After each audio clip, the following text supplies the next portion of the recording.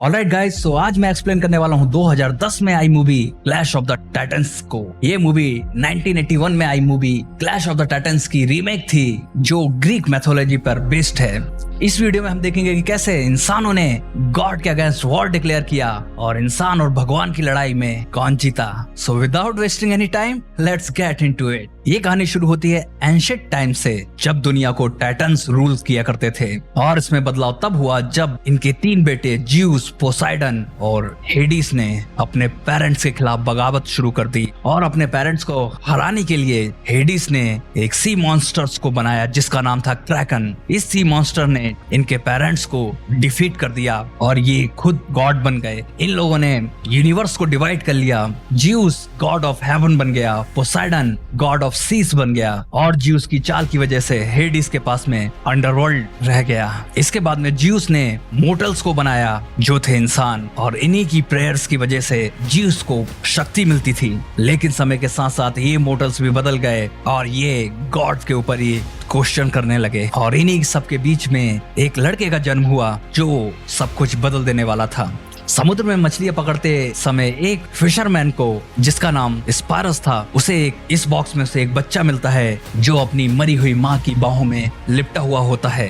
स्पायरस उस बच्चे को अपने पास में रख लेता है और स्पायरस और उसकी वाइफ इस बच्चे को पालते हैं और उसका नाम पर्सियस रखते हैं। कई सालों बाद पर्सियस और उसकी फैमिली मछलियां पकड़ने के लिए समुद्र में घूम रहे होते हैं। अचानक वो देखते हैं कि कुछ सोल्जर्स ज्यूस के स्टैच्यू को तोड़ देते हैं और वो गॉड के अगेंस्ट वॉर डिक्लेयर कर देते हैं। इसके बाद पानी में से उड़ने वाले मॉन्स्टर निकल जाते हैं जिन्हें फ्यूरीज कहा जाता है, और फ्यूरीज इन सोल्जर को मारना शुरू कर देते हैं। और बाद में ये फ्यूरीज इकट्ठे होकर हेडिस के रूप में बदल जाते हैं। हेडिस पर्सियस की शिप को देखता है और वो उसे डिस्ट्रॉय कर देता है। पर्सियस कोशिश करता है अपनी फैमिली को बचाने की, लेकिन बचा नहीं पाता।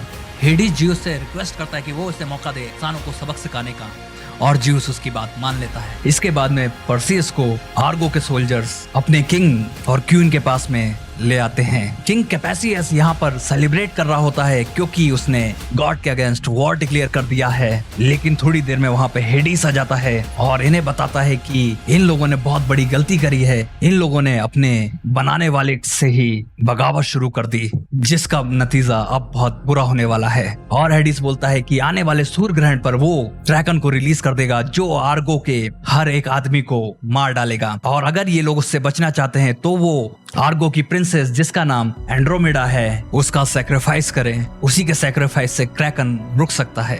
और हेडिस पर्सियस को कहता है कि ज्यूस यही चाहता है, तुम्हारे पिता यही चाहते हैं। इसके बाद में पर्सियस को जेल में बंद कर दिया जाता है और जेल में उससे आयो मिलने आती है। आयो पर्सियस को उसकी ओरिजिन स्टोरी बताती है कि कई साल पहले किंग एक्रेसियस ने गॉड के अगेंस्ट वॉर डिक्लेयर किया था और ज्यूस ने उसको पनिश करने के लिए ज्यूस ने उसका रूप लेकर उसकी बीबी को प्रेग्नेंट कर दिया।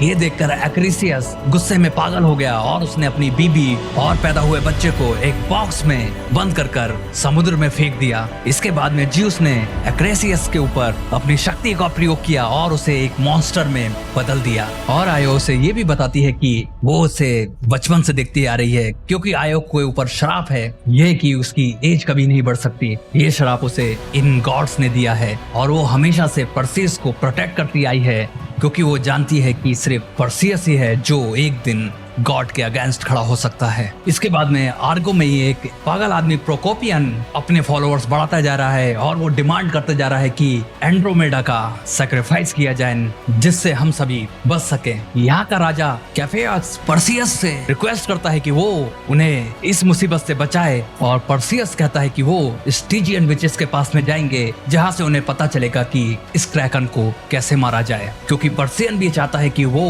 इन भगवानों से बदला ले उसकी फैमिली की मौत का। और पर्सियस यहाँ के वॉरियर्स को साथ में लेकर निकल जाता है। इन्हें 2 हंटर उजल और कुकुक भी ज्वाइन कर लेते हैं। हेडिस पर्सियस को रोकना चाहता है तो वो एक्वेरियस को ढूंढ लेता है और एक्वेरियस को पावर दे देता है, और इस पावर के बाद में एक्वेरियस कैलिबॉस बन जाता है। और कैलिबॉस कहता है कि वो पर्सियस को उन विचेस के पास पहुंचने से पहले ही मार डालेगा। ज्यूस को अपोलो कन्विंस करता है कि वो पर्सियस को एक चांस दे अपने आप को साबित करने का। अपोलो हेडिस पर बिल्कुल भरोसा नहीं करता और वो पर्सियस के पास में एक एक माउंट ओलंपस पे बनी तलवार भेजता है और पंख वाला एक घोड़ा भेजता है जिसका नाम पेगासस है। लेकिन परसियस दोनों को रिफ्यूज कर देता है और बोलता है कि उसे भगवानों का गिफ्ट नहीं चाहिए। इसके बाद में परसियस पर कैलिबॉस अटैक कर देता है। परसियस उससे बचने की कोशिश करता है लेकिन कैलिबॉस उसे उसके हाथ में काट खाता है। परसियस के साथ के बाकी लोग भी यहाँ पहुंच जाते हैं और वो कैलिबॉस का हाथ काट देते हैं। कैलिबॉस वहां से भाग जाता है और ये लोग उसका पीछा करने लगते हैं। इसके बाद में एक जगह पर ये कैलिबॉस को घेर लेते हैं और देखते हैं कि कैलिबॉस का ब्लड जमीन पर गिर रहा है और वो जमीन में गायब होता जा रहा है। और अचानक से जमीन के अंदर से एक बड़ा सा स्कॉर्पियन निकल आता है और ये स्कॉर्पियन इन लोगों पर अटैक करना चालू कर देता है। ये स्कॉर्पियन से फाइट बैक करते हैं लेकिन वहां पर और स्कॉर्पियंस भी आ जाते हैं। पहले से बड़े स्कॉर्पियंस को देख के ये घबरा जाते हैं लेकिन वो स्कॉर्पियन रुक जाते हैं और वो देखते हैं कि वहां पर कोई आ गया है। ये जिन होते हैं और इनका इन अरेबियन रेगिस्तानों पर कब्जा है। ये ह्यूमंस नहीं है लेकिन ये भी चाहते हैं कि वो गॉड को डिफीट करें। कैलिबॉस के काटने से परसियस के हाथ में घाव हो जाता है। आइयो बताती है कि ये हेडिस का जहर है जो इसकी बॉडी में फैलता जा रहा है। जिन परसियस के इस घाव को ठीक करने की कोशिश करता है लेकिन इन लोगों को लगता है कि वो परसियस पर कुछ और कर रहा है और वो जिन से लड़ने लगते हैं। लेकिन परसियस बाहर निकल कर आता है जिसे वो देखकर समझ जाते हैं कि जिन दुश्मन नहीं दोस्त है। इसके बाद में ये स्कॉर्पियन पर बैठकर उस जगह पे पहुंच जाते हैं जहां पर स्ट्रैग्रियन विचेस इन्हें मिलेंगी। वहां पहुंचकर ये इन विचेस से पूछते हैं ड्रैगन को मारने का तरीका, लेकिन ये विचेस इधर उधर की बातें करके नहीं बताती।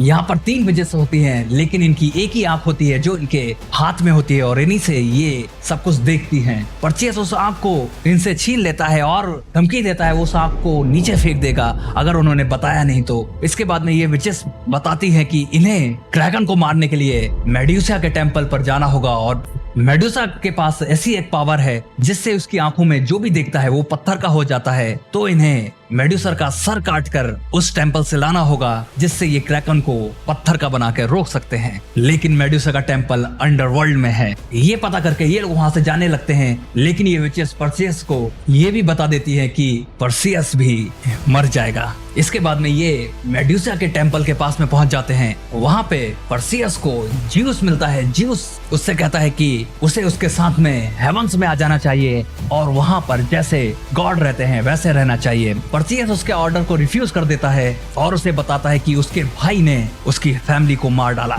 जिसका वो बदला लेकर रहेगा। ज्यूस यहाँ से चला जाता है लेकिन उससे जाते जाते एक कॉइन देके चला जाता है। ये कॉइन इनके अंडरवर्ल्ड के अंदर जाने के काम आता है। आयो अंडरवर्ल्ड के अंदर नहीं जाती है, वो बाहरी टेम्पल के पास में रुक जाती है। यहाँ पर ये मेडुसा को ढूंढने लगते हैं और मेडुसा एक एक करके लोगों को पत्थर में बदलती जाती है। ड्रैको और जिन अपना अल्टीमेट सैक्रिफाइस कर देते हैं जिससे मेडुसा घायल हो जाती है और परसियस को मौका मिल जाता है और वो मेडुसा का सर काट देता है। उस सर को लेकर परसियस टेम्पल के बाहर आता है। वहाँ पे आइयो उसका इंतजार कर रही रहती है लेकिन कैलिबॉस पीछे से आइयो के ऊपर अटैक कर देता है और आइयो को मार देता है। परसियस और कैलिबॉस आपस में लड़ाई करने लगते हैं लेकिन फाइनली परसियस अपनी ओलंपियन की शॉर्ट का यूज करता है और कैलिबॉस को मार डालता है। कैलिबॉस मरते मरते अपने असली रूप आर्केसियस में आ जाता है और वो परसियस को बोलता है कि कभी भी गॉड जैसा मत बनना। परसियस आयो के पास में जाता है। आयो उसे बताती है कि यही उसकी डेस्टिनी थी और उसे ये भी बताती है कि अब आर्गो की किस्मत तुम्हारे हाथ में है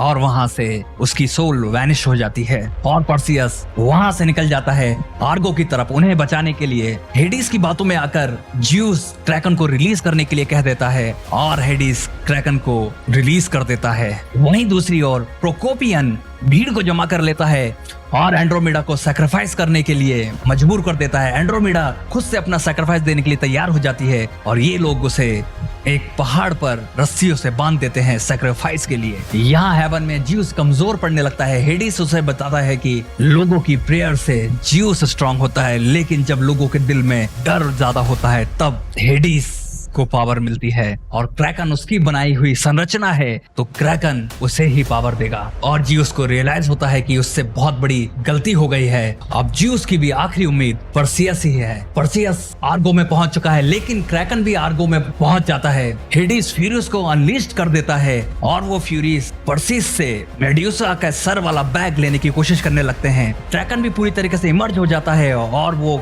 आर्गो में डिस्ट्रक्शन करने लगता है और फाइनली वो एंड्रोमेडा एंड्रोमिडा के पास में पहुंच जाता है और एंड्रोमिडा को खाने वाला ही होता है कि परसियस वहां पर आ जाता है और बैग में से मेड्यूसा का सर बाहर निकालता है। मेड्यूसा की आईज और क्रैकन की आईज में आई कांटेक्ट होता है, जिससे क्रैकन पत्थर में बदलना चालू हो जाता है और पत्थर का बन के मर जाता है। हेडिस वहां पहुंच जाता है, लेकिन परसियस अपनी तलवार में ज्यूस की लाइटनिंग पावर को ऑब्जर्व करके हेडिस के ऊपर मारता है, जिससे हेडिस वापस अंडरवर्ल्ड के अंदर चला जाता है।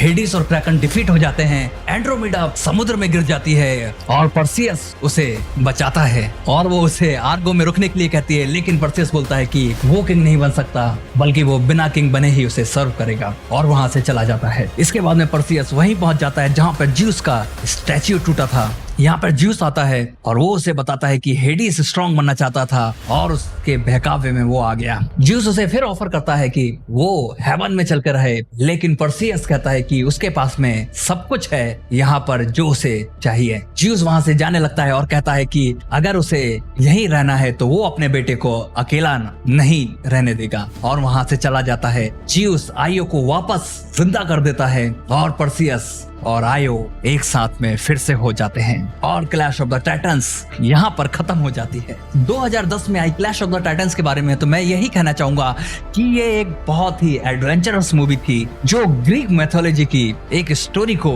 रिवील करती है। इस मूवी में हमने गॉड, मॉन्स्टर और इंसानों की लड़ाई देखी और आखिरी में यही देखा कि जो सही होता है वही जीतता है। ऑलराइट गाइस, सो आपको ये वीडियो कैसा लगा मुझे जल्दी से कमेंट सेक्शन में बताएं। सो फिलहाल इस वीडियो में इतना ही, मिलते हैं नेक्स्ट वीडियो में। जब तक के लिए टेक केयर गाइस।